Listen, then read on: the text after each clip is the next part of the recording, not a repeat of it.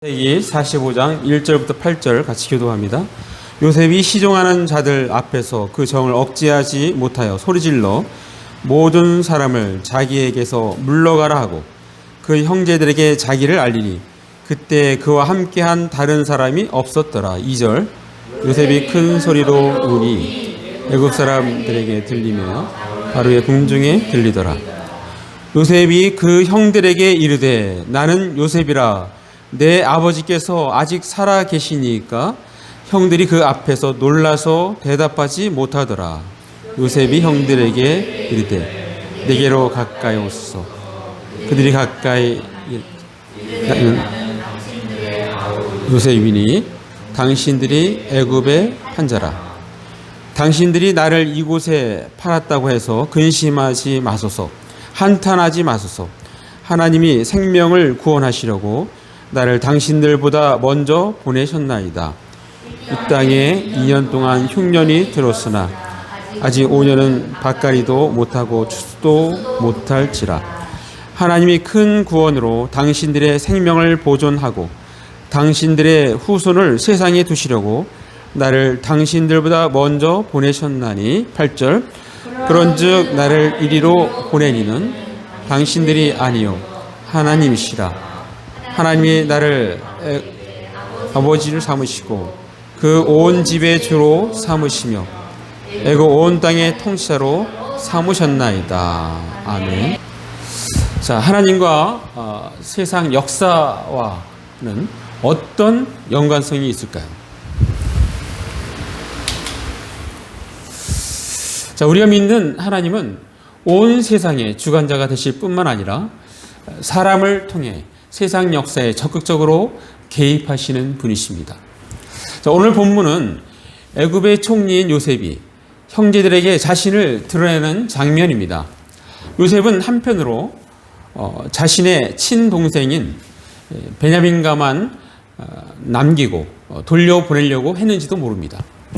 자, 그런데 과거와는 달리 한층 성숙해진 형들을 보면서 그리고 아버지 야곱의 사랑이 느껴지면서 요셉은 그 자리에서 통곡하였고 그리고 곧 자신을 드러냅니다. 자, 그리고 한편으로는 자신에게 행한 일로 두려워 떨 형들에게 안심을 시킵니다.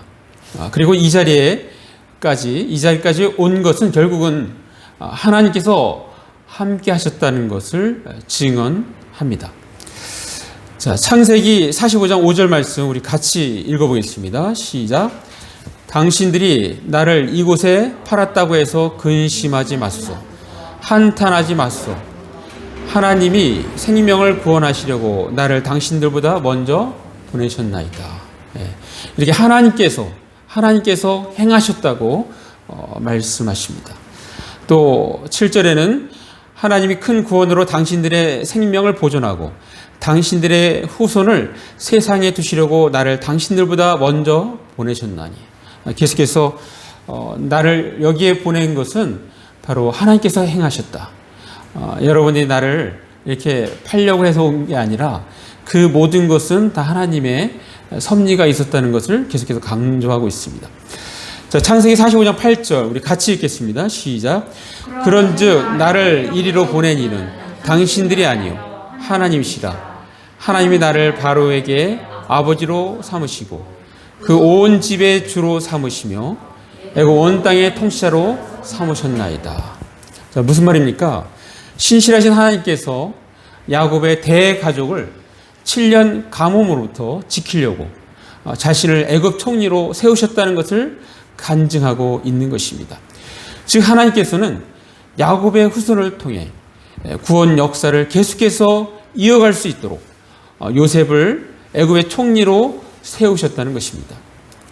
더 긴 역사적인 안목을 보면 이스라엘 민족이 하나님께서 약속하신 가나안 땅에 주인으로서 살아갈 수 있는 세력으로 성장할 수 있도록 했다는 것입니다. 애굽이라는 강대국의 울타리 안에서 보호를 받으며 말입니다. 자, 이렇게 하나님은 요셉이라는 한 인물을 통해 역사하심으로써 하나님은 세상 역사에 개입하신 것입니다. 하나님은 세상을 통해 세상 역사에 개입하십니다. 자, 성경에서 또 다른 예를 말씀드리겠습니다. 자, 하나님께서는 이스라엘의 영적 지도자 모세와 여호수아 이후 이스라엘 민족이 영적으로 끝없이 주저앉고 타락하자 이를 개혁하기 위하여 한 인물을 탄생부터 준비시키십니다. 바로 구약의 사무엘 선지자입니다.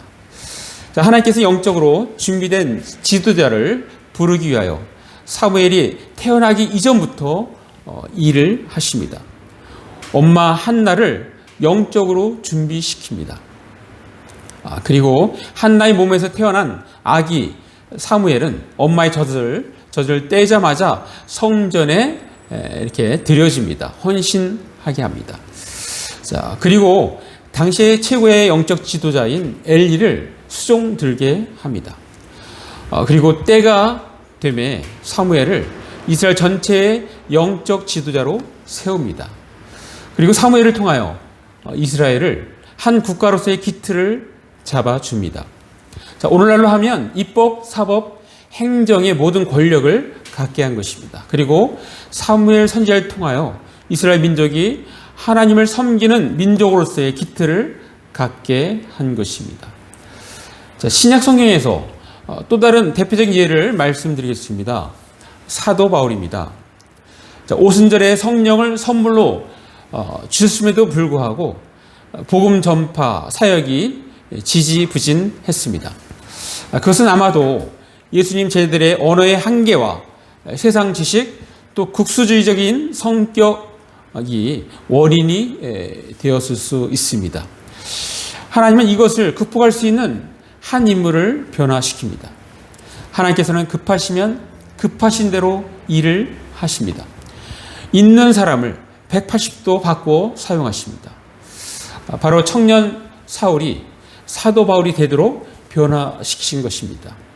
청년 사울은 예수 믿는 자를 누구보다도 열심히 핍박하고 탄압하는 사람이었습니다. 그런데 다메섹 도상에서 예수님을 직접 강한 빛으로 만난 이후 완전히 새로운 사람으로 바뀌게 됩니다. 그는 이렇게 성장하면서 그리고 그것을 서신에서 남깁니다. 고린도후서 5장 17절. 자, 한번 같이 읽어보겠습니다. 시작. 그런즉 누구든지 그리스도 안에 있으면 새로운 피조물이라. 이전 것은 지나갔으니 보라 새 것이 되었도다. 이 말씀은 그 어떤 것보다도 사도 바울 자신의 신앙 고백인 것입니다. 사도 바울은 예수님을 직접 만난 이후로 완전히 다른 사람으로 변신하였습니다. 이제는 예수 때문에 가장 많은 핍박과 박해를 받는 자가 되었습니다. 자, 그러한 어려운 상황 속에서도 가장 용기 있게 열심히 복음을 증거하는 자로 바뀌었습니다. 사도 바울은 예수님의 제자들과는 달리 라틴어, 헬라어, 그리스어를 구사할 수 있는 자였습니다. 당시 로마 제국은 두 개의 언어를 사용하였습니다. 일반적으로는 헬라어를 사용했습니다. 군대나 로마인들, 고급 사회에서는 라틴어를 사용했습니다. 자, 그러니까 사도 바울은 두 개의 언어를 다 구사할 수 있으므로 로마 제국 안에서는 어딜 가도 복음을 전할 수 있는 전천후 전도자였던 것입니다. 사도 바울은 자신의 입으로 고백합니다. 이렇게 자기를 만드신 분, 이끄신 분이 하나님이시라고 말입니다. 자, 그 부분을 읽겠습니다. 갈라디아서 2장 8절 말씀. 자, 같이 읽습니다. 시작. 베드로에게 역사하사 그를 할례자의 사도로 삼으신 이가 또한 내게 역사하사 나를 이방인의 사도로 삼으셨느니라. 나를 이방인의 사도로 삼으신 것은 바로 하나님이라고 그렇게 사도 바울은 고백하고 있는 것입니다. 사랑하는 남부장학교 성도 여러분, 사람을 통해 이 세상에 개입하시는 하나님의 계획이 있다면 또 거기에는 마귀의 방해도 있다는 것을 우리는 인지하고 있어야 합니다. 자, 세상의 예를 들겠습니다. 지난주 설교에 고레스 왕 이야기를 들려드렸습니다. 오늘 메시지 제목과 관련해서 추가로 말씀드립니다. 지난주에 말씀드린 대로 고레스는 세상 역사에서는 키루스라고 불립니다. 자, 오늘도 편의상 키루스라고 부르겠습니다. 자, 키루스는 반란을 일으켜 당시 외할아버지인 메디아 황제 아스티아게스를 제압하고 메디아의 왕이 됩니다. 그리고 나라의 이름을 메디아에서 페르시아로 개명을 하고 새로운 세계 역사를 써 내려갑니다. 당시 소수민족인 페르시아 사람들을 데리고 반란을 일으켜 성공한다는 것은 사실상 거의 불가능한 일입니다. 자, 그런데 어떻게 그는 성공할 수 있었을까요? 자, 오늘은 그 부분에 대해서 말씀드리겠습니다. 자, 키루스가 이 세상에 태어나기 전 이야기로 다시 올라갑니다. 자, 하루는 메디아의 마지막 황제인 아스티아게스, 키루스의 외할아버지입니다. 그러니까 꿈을 꾸었습니다. 그 꿈의 내용은 이렇습니다. 딸 만단의 공주가 어마어마한 양의 소변을 봐서 그의 온 도시가 잠기고 온 아시아가 범람한다는 꿈이었습니다. 자, 황제는 사제들을 불러서 해몽을 시켜봤더니 딸 만단의 공주의 아이가 왕이 되어 아시아를 지배한다는 그런 내용이었습니다. 자, 사제들의 해몽을 들은 황제는 겁이 났습니다. 자신의 아들 중에서 왕의 후계자가 나와야 하는데 외손자가 왕이 된다는 것은 당시에는 안 될 말이었던 것입니다. 자, 만단의 공주가 결혼할 나이가 되자 황제는 그 꿈이 두려워 자신의 위상에 걸맞는 메디아인들 중에서 사이를 고르지 않고 당시 소수민족으로 있는 캄비세스라는 절대 왕이 될 수 없는 신분인 페르시아인 남자와 결혼시킵니다. 그 남자는 페르시아 지방의 군주 캄비세스 1세였습니다.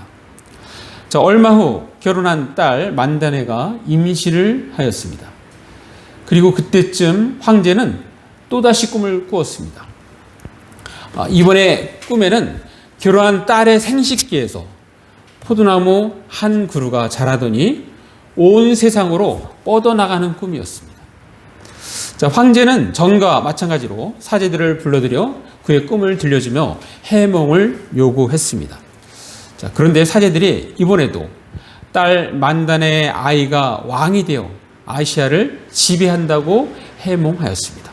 자, 그러자 황제는 임신 중인 딸을 페르시아에서 불러오게 했습니다. 황제는 딸을 곁에 두고 감시하다가 딸이 아이를 낳으면 곧바로 그 아이를 죽일 참이었습니다. 자, 황제는 메디아인들 중에서 가장 신뢰하는 신복인 하르파고스를 불렀습니다. 그리고 그에게 비밀 지령을 내립니다. 자신의 외손자가 태어나거든 죽여서 땅에 묻어주라고 명령합니다. 자, 권력의 세계는 아주 냉정합니다. 피도 눈물도 없습니다. 하르파고스는 황제의 딸이 낳은 어린아이 키루스를 건네받았지만 차마 죽일 수가 없었습니다. 당시 황제는 이미 노인이었는데 아들이 없었습니다. 만일 황제가 이 상태로 갑자기 죽으면 딸 만다네에게 왕위가 넘어갈 텐데 그렇게 되면 그때부터 자신은 이미 죽은 목숨이나 다름없게 되기 때문이었습니다. 하르파고스는 황제의 소치기, 소를 이렇게 치는 소치기에게 아이를 건네주며 이 아기를 죽여 땅에 묻어주라는 똑같은 명령을 내립니다. 자, 소치기가 아이를 안고 집에 도착합니다. 그때 마침 이 소치기의 아내가 이 해산을 하는데 때마침 그 아이가 죽은 것입니다. 죽은 채로 태어난 것입니다. 자, 소치기는 자신의 죽은 아이와 황제의 외손자를 바꿔치기 한 후에 죽은 자신의 친아기를 왕자답게 장신구로 이렇게 장식한 다음에 하르파고스가 파견한 호위대가 보는 앞에서 땅에 묻습니다. 자, 이제는 황제와 하르파고스는 외손자가 죽은 줄 알고 그 일을 잊어버립니다. 자, 세월이 흘러서 키루스가 동네 아들과 왕놀이를 하던 중 왕으로 뽑혔습니다. 자, 그런데 어느 고위 관리의 아들이 자신은 고관의 아들이니 소치기의 집 아들의 명령을 들을 수 없다고 복종하기를 거부하였습니다. 자, 그때 어린 키루스는 왕의 명령에 따르지 않는다며 이 소년에게 매질을 했습니다. 자식이 소치기 집 아들에게 수모를 당한 것에 화가 난 고관은 황제에게 달려가 하소연합니다. 자, 황제가 키루스를 신문하기 위하여 불러들였습니다. 그리고 황제가 신문을 하자 키루스는 비록 놀이이긴 하지만 왕의 명령을 거역해서 벌했다며 당당하게 자신을 변론했습니다. 자, 이때 황제는 키루스의 나이와 놀랍도록 자신을 닮은 외모가 이상해서 소치기를 불러서 신문해 보았습니다. 그러자 소치기는 이실직고합니다. 하루파고스가 어떤 갓난 아기를 제게 맡겼는데 그 아기를 죽이지 않았다고 실토했습니다. 하루파고스도 사실을 인정했습니다. 자, 오래전 황제의 꿈을 해몽해줬던 사제들이 말합니다. 놀이긴 하지만 이미 왕이 됐으니 두 번씩이나 왕이 되지는 못할 것이라고 염려하지 말라고 안심을 시키자 황제는 그들의 말을 수긍했습니다. 그리고 황제는 키루스를 페르시아에 있는 친부모에게 돌려보냈습니다. 자, 황제는 자기의 명령을 지키지 않은 이 하루파고스에게 책임을 물리기 위하여 한 계획을 세웁니다. 며칠 뒤 하루파고스의 13살짜리 아들을 궁으로 부르고 이 하루파고스도 식사에 초대합니다. 자, 임무 실패로 처벌받을까 두려워했던 하루파고스는 왕이 자신에게 호의를 보이자 안심하고 아들을 치장의 궁으로 보내고 자신도 왕의 식사에 참여했습니다. 황제는 하루파고스에게 고기 요리를 대접했습니다. 하루파고스가 식사를 마치자 황제는 하루파고스에게 대접한 것은 특별한 고기라며 바구니에 이게 담아서 줬습니다. 자, 그 뚜껑을 딱 열어보니까 그 안에는 하루파고스의 13살짜리 아들의 머리와 사지, 팔과 다리가 잘려 담겨 있었습니다. 하루파고스는 아들의 참혹한 시신을 보고도 그리고 자신이 사랑하는 아들의 고기를 먹었다는 것을 알고도 안색 하나 바꾸지 않고 왕에게 당시 명령을 따르지 못하고 임무를 실패했던 것을 사죄합니다. 자, 그리고 이 처벌을 달게 받아들이겠다며 다시 충성을 다짐합니다. 자, 황제도 만족을 했는지 그 정도로 마무리하고 이후 다시 하루파고스를 다시 중용했습니다. 자, 이때 해당되는 이 중국의 고사성어가 있습니다. 와신상담. 자, 와신상담 한번 띄워주세요. 자, 와신상담은 누라, 섭신, 맞벌상, 쓸개담, 섭회, 눕고 쓸개를 씹는다는 뜻으로 원수를 갚으려고 온갖 괴로움을 참고 견딤을 이루는 말입니다. 자, 하루파고스는 자신의 사랑하는 아들을 잔인무도하게 죽이고 자신에게 그 아들의 고기를 먹게 한 그 포악한 황제에게 반드시 원수를 갚기 위하여 자신의 날카로운 칼을 속마음에 감추고 자신을 철저히 죽여 여전히 황제의 신임을 받도록 합니다. 그는 진정으로 무서운 사람이었습니다. 자, 그리고 수년 후 장성한 키루스는 당시 메디아인들로부터 억압과 수모를 당하는 자신의 동족 페르시아인들을 충동질하여 반란을 일으켰습니다. 사실 그 속을 깊숙이 들여다보면 이 또한 하루파고스의 계획이었던 것입니다. 아들의 원수를 갚기 위한 책략으로 당시 탄압받고 의면받던 페르시아인들을 키루스를 통해서 반란을 일으키도록 은밀히 부추긴 것입니다. 자, 그러한 은밀한 움직임을 전혀 모르는 이 포악하고 어리석은 황제는 오히려 하루파고스에게 반란군 진압을 명령하며 대부분의 병력을 맡깁니다. 하루파고스는 속으로 쾌재를 부릅니다. 바로 이 순간만을 기다리고 있었다고 말입니다. 아들의 원수를 갚을 수 있는 기회 말입니다.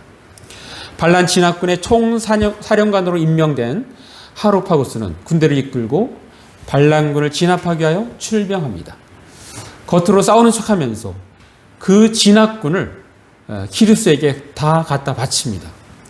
그리고 즉시 키루스의 충성된 장군이 되어 칼끝을 황제에게 겨눕니다.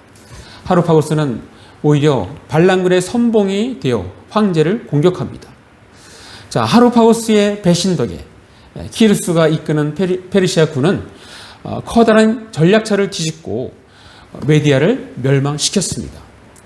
자, 바로 키루스가 반란에 성공할 수 있었던 것은 이 하루파고스가 적에서 순식간에 키루스의 아군이 되어서 키루스의 반란이 성공하도록 도왔기 때문입니다. 이후 하루파고스는 페르시아 제국 건설에 혁혁한 공을 세웁니다. 페르시아 개국 공신으로 지략이 뛰어난 명장으로 후대의 역사에 기록됩니다. 자, 우리는 여기에서 실제 역사에서 하나님에 대해서는 전혀 언급이 없습니다. 그렇지만 하나님의 섭리가 느껴지지 않습니까? 자, 키루스가 반란에서 성공해야 다음에 이루어질 역사, 유대인들이 70년 만에 포로로 귀환하고 하는 그런 역사, 이러한 것들이 마치 흩어진 진주들이 하나의 끈에 질서 있게 끼어지듯이 끼어지기 때문인 것입니다.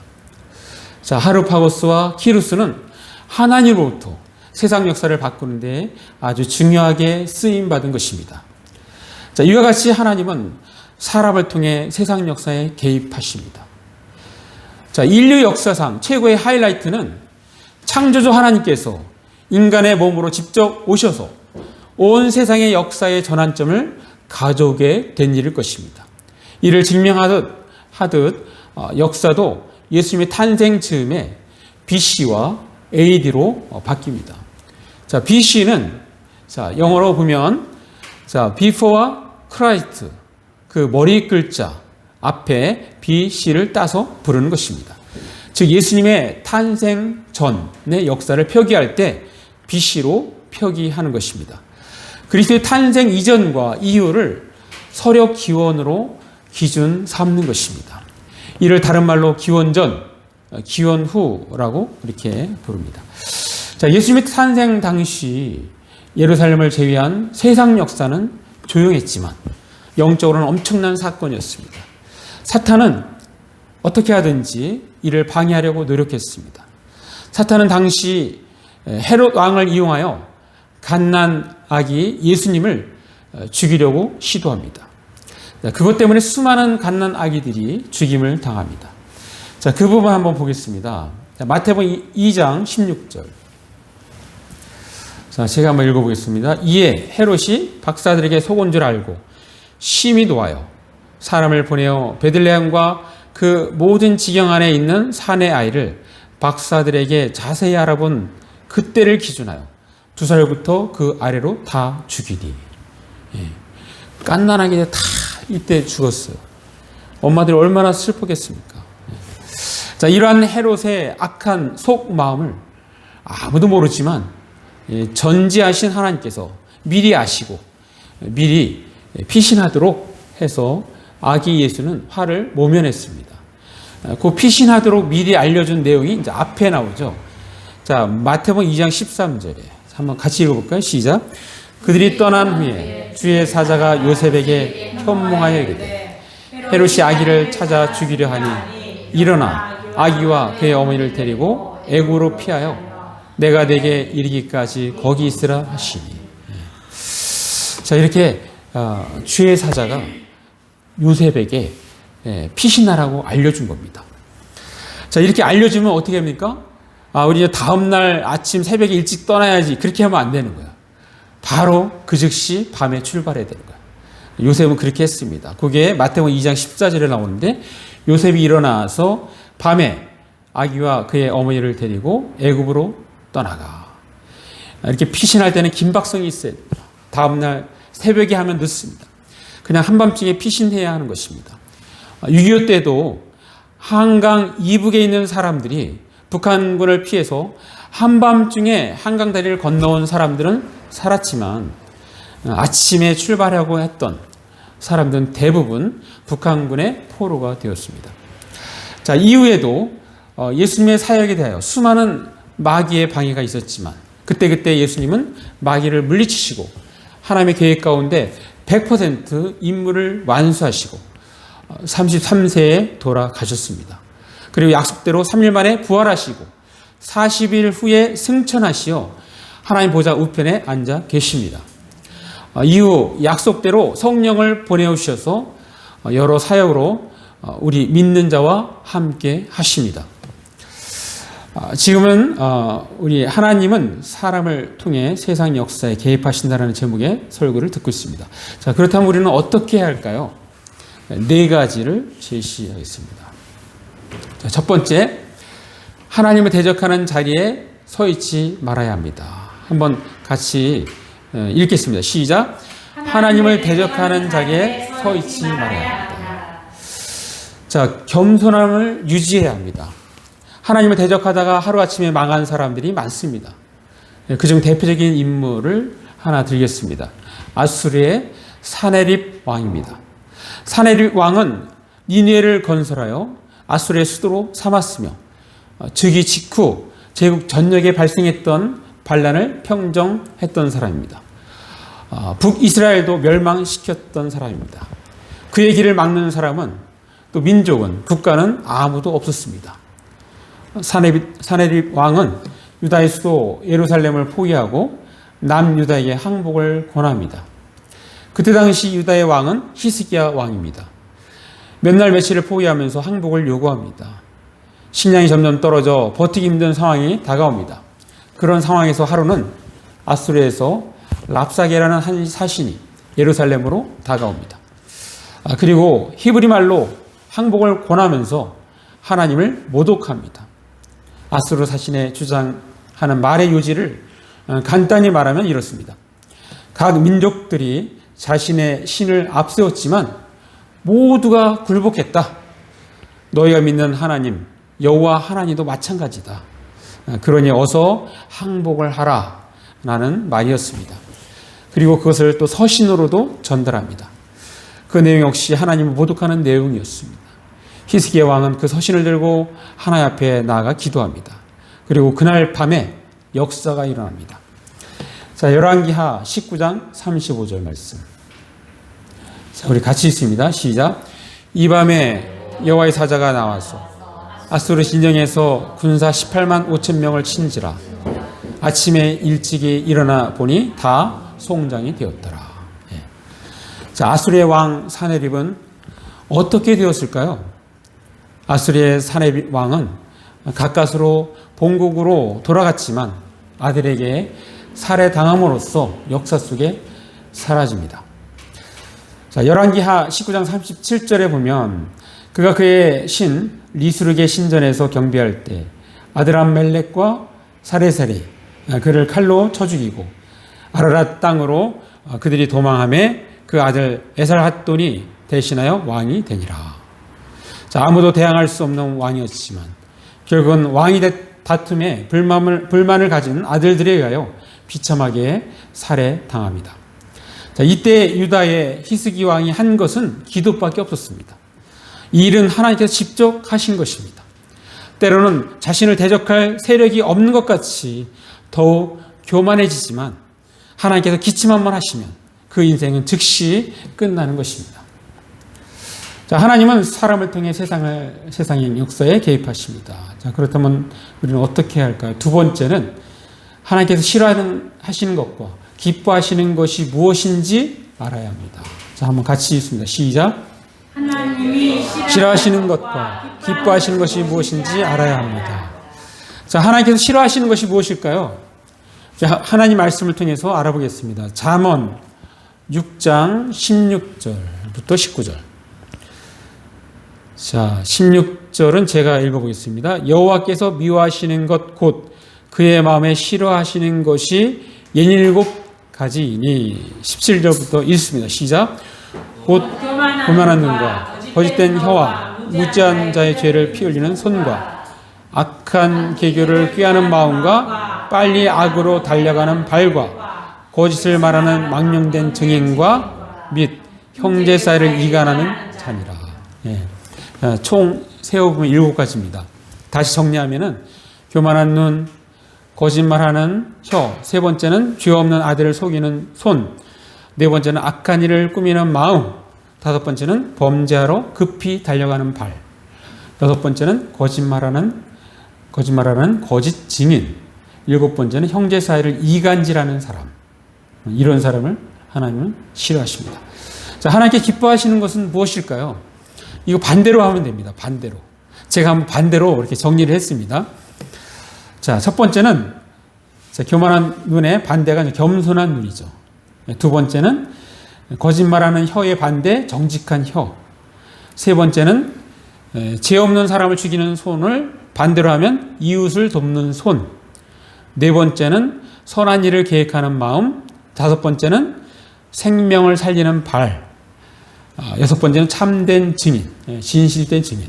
일곱 번째는 화목해 하는 사람, 평화를 가져다 주는 사람. 하나님은 이간질하는 사람은 싫어하지만 이 평화를 가져다 주는 사람은 하나님 기뻐하십니다. 특별히 하나님은 믿음 있는 자를 기뻐하십니다.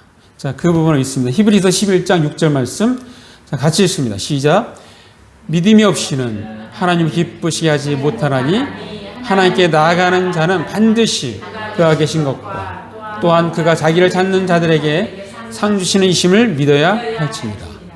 하나님은 특별히 믿음 있는 자를 기뻐하십니다.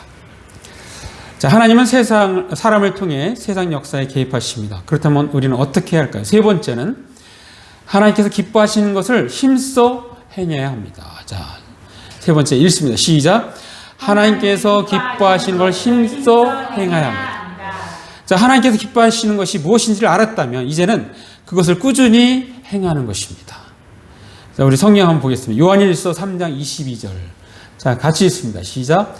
무엇인지 구하는 바를 그에게서 받나니 이는 우리가 그의 계명을 지키고 그 앞에서 기뻐하시는 것을 행함이라. 하나님이 기뻐하시는 것을 행하는 것입니다.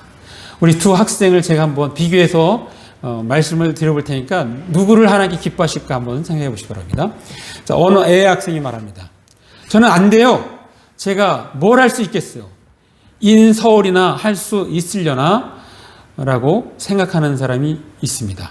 자, 반면에 어느 B 학생이 말합니다. 전능하신 하나님, 저 도와주세요. 저 유학 가고 싶어요. 그런데 우리 집은 좀 가난해요. 유학 보낼 형편이 못 돼요. 미국에 장학금도 주고 생활비도 제공해주는 대학교가 있다고 하는데 저 가고 싶어요. 도와주세요. 자, 여러분 어떻습니까? 하나님께서 누구를 더 기뻐하실까요? 저는 B 학생이라고 생각합니다. 자, 우리가 믿는 하나님은 부자이십니다. 온 우주가 하나님인 것입니다. 하나님의 것입니다. 하나님께서 만드셨습니다. 우리가 믿는 하나님은 자, 능력이 많으십니다. 우리가 소원하는 것을 다 들어주실 수 있는 분이십니다.